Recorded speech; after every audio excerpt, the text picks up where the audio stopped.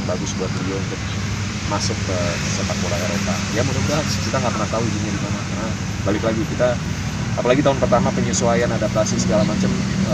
Aku selalu bilang sama Leo, Papa nggak pengen bebanin kamu dengan apapun, nggak nargetin apapun. Kalau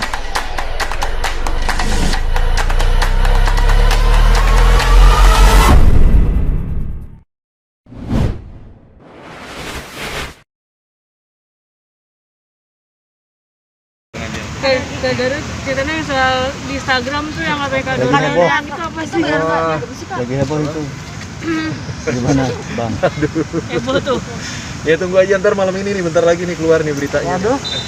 Sedikit Emang bocoran kenapa dong, sih Kak. ceritanya gimana, Apa? Bang? Ceritanya Ya ceritanya gue nyariin Dona aja, nggak ketemu, udah itu aja. Kamu kemana Kak Dona? Ya, tapi kan udah ketemu. Iya. Sebenarnya gimana sih? Ditemuinnya di mana tuh, Kak? marketing nih. Perlu banget diceritain. Nggak lagi ada campaign aja sama. Nah, sedikit mungkin cerita kemarin tentang jalan-jalan nih, seperti tulis kan. Gimana pengalaman Kak Darius?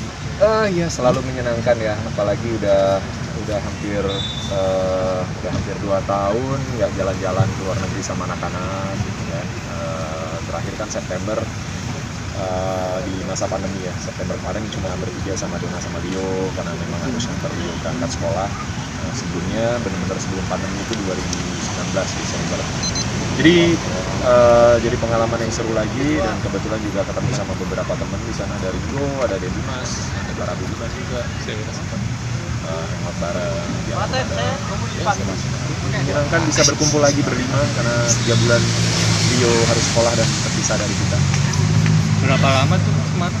Kemarin sama perjalanan 16 hari ya. 16 hari. Itu kemana aja Mas? Kita cuma di 2 negara. Kita pertamanya ke Prancis karena Leo di sana. Terus ya di Paris aja sampai stay. Kemudian Sabrina juga minta ke Disneyland karena terakhir dia ke sana itu masih umur 3 tahun. Jadi mungkin memorinya sebagian ada, sebagian enggak gitu kan. Atau umur 3 tahun. Jadi dia request boleh nggak, terus ya udah kita pikir ayo. Habis itu kita ke Swiss, lebih eksplor ke sisi selatan dan tengahnya Swiss ya. Karena kan dia sendiri nih sekolah sepak bola nih di Prancis ya Kak. Nah itu alasan sendiri Kak Darius menyekolahkan anak di jurusan itu kenapa sih Kak? Pertama karena memang anaknya punya cita-cita dan punya keinginan yang besar banget untuk jadi pemain sepak bola.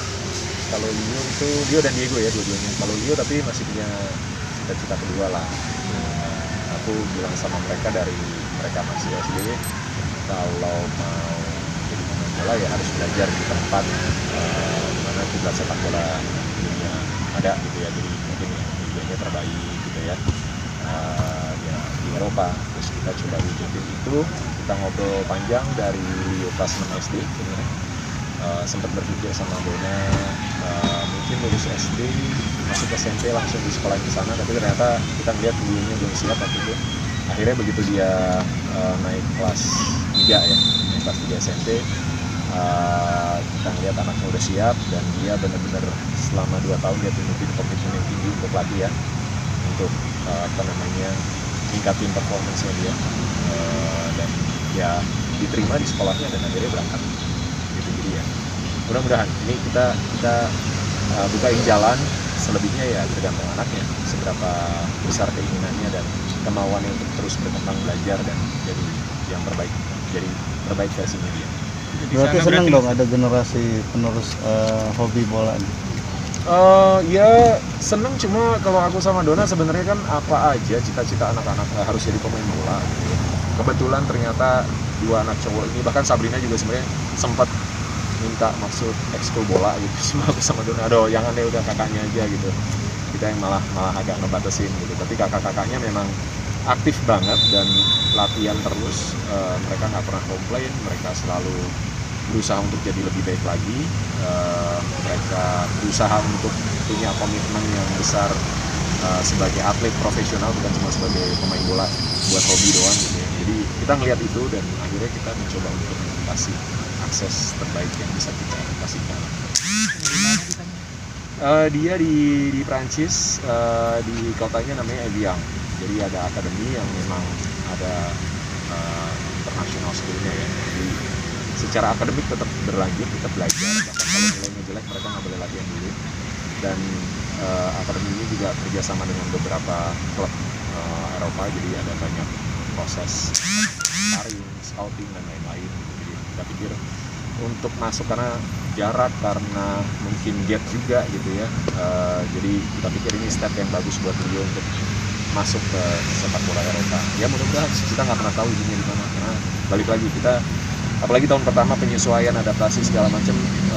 Aku selalu bilang sama Leo, Papa nggak pengen bebanin kamu dengan apapun, nggak nargetin apapun. Tahun pertama kamu cukup untuk belajar beradaptasi dengan situasi baru, dengan teman baru, metode latihan yang baru, dengan beratnya kamu harus pisah dari keluarga. Adaptasi aja, kamu survive, itu udah Papa udah jauh dari puas, dari senang, dari bangga gitu. Dan kemarin 3 bulan dia buktiin dia nggak nangis, dia ya mungkin ada momen sedihnya tapi dia simpan, ngobrolnya sama kita enak gitu ya, lebih ke diskusi gitu kan. Terus dia nggak minta pulang, walaupun setelah 3 bulan mungkin motivasinya sedikit berkurang, tapi setelah ngobrol dia akhirnya muncul lagi motivasinya, dia balik lagi, ya Pak aku ngerti aku harus ngapain sekarang gitu. Jadi ya itu, kita nggak pengen ngasih pressure yang besar buat dia, biar dia nikmatin prosesnya.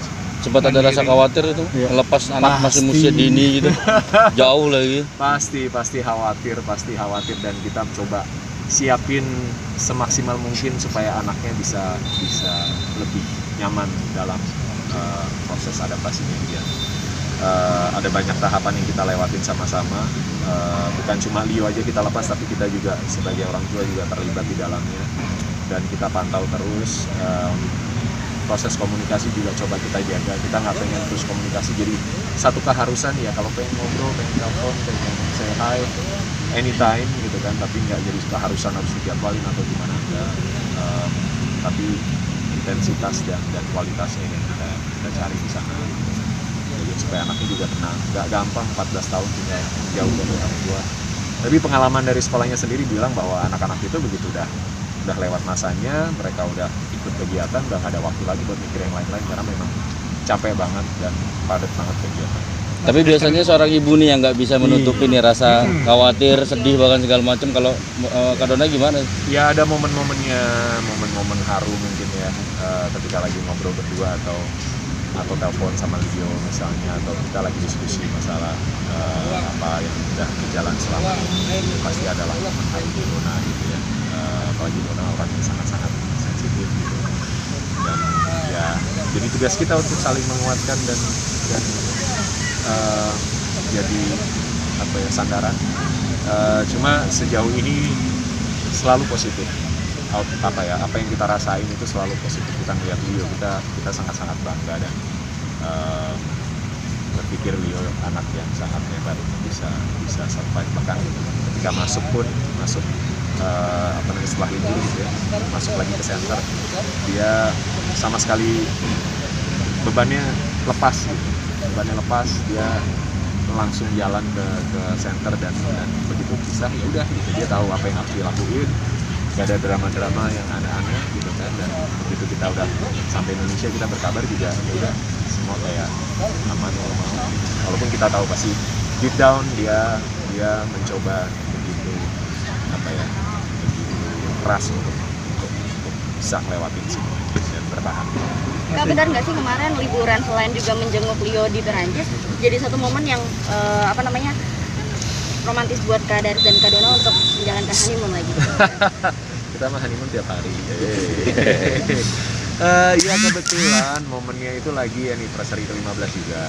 Tadinya kan kita aku bikin rencana tadinya pengen ngerayain lah, ada perayaan kecil sama keluarga dekat dan teman-teman dekat, mungkin di Bali, terus kita review di Chapel gitu atau apa gitu kan, yang kita bisa ngerasain momen yang mungkin lebih intens lagi. Tapi ternyata situasinya nggak memungkinkan karena Leo ada di luar dan harus melewati proses karantina segala macam. Jadi akhirnya ya udah deh, kita liburan aja bareng sama anak-anak.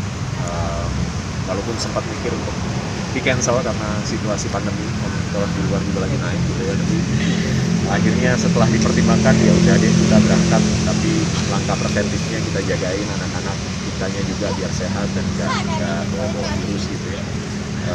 Dan kebetulan pas tanggal 30 aku kasih surprise buat Dona. Sebenarnya sebelumnya sempat ngisengin gitu, karena kita bikin kayak foto lah buat memori gitu kan bareng sama Rio Motret. Terus aku sempat ngasih cincin gitu, terus cuma pas udahannya Rio bilang ayo propertinya diambil lagi. Padahal itu sebenarnya cincin beneran, cuma Dona udah seneng gitu dikasih, begitu diambil oh cuma properti gitu kan, kelihatan banget ngarep gitu. Tapi kan belum tanggal 30, jadi maksudnya kalau dikasih di situ juga nggak seru kan, tapi buat momen foto tuh kayaknya pas aja gitu. Dan akhirnya pas lagi di Bern, lagi di Swiss, aku kasih lagi gitu. Dan jadi momen yang indah lah buat kita bersama. Kak, jauh dari